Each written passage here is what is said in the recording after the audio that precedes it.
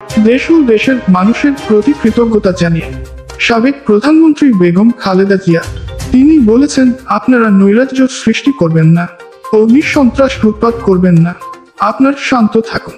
আমি বাংলাদেশকে ডিজিটাল বাংলাদেশ করে ছাড়ব। বাংলাদেশ আর পিছনে ফিরবেন না, সামনের দিকে এগিয়ে যাবে। বিসমিল্লাহির রহমানির রহিম। আসসালামু আলাইকুম।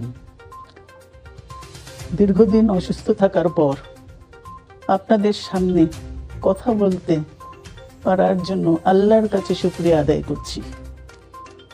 আমার কারাবন্দী অবস্থায় আপনারা আমার কারামুক্তি ও রোগ মুক্তির জন্য সংগ্রাম করেছেন, দোয়া করেছেন, সেজন্য আমি আপনাদের সকলকে ধন্যবাদ জানাচ্ছি। দীর্ঘ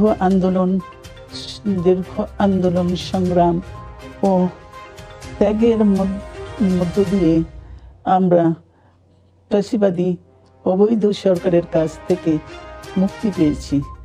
আমি আন্তরিক ধন্যবাদ জানাতে চাই আমাদের বীর সন্তানদের, যারা মরণপণ সংগ্রাম করে এই অসম্ভবকে সম্ভব করেছে।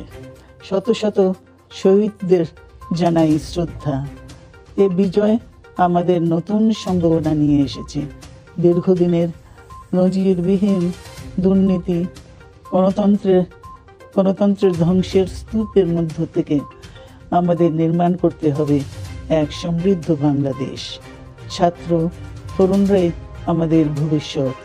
তারা তরুণরা এই যে স্বপ্ন নিয়ে বুকের রক্ত ঢেলে দিয়েছে, সেই স্বপ্ন বাস্তবায়নে করতে মেধা, যোগ্যতা, জ্ঞান ভিত্তিক গণতান্ত্রিক বাংলাদেশ গড়ে তুলতে হবে।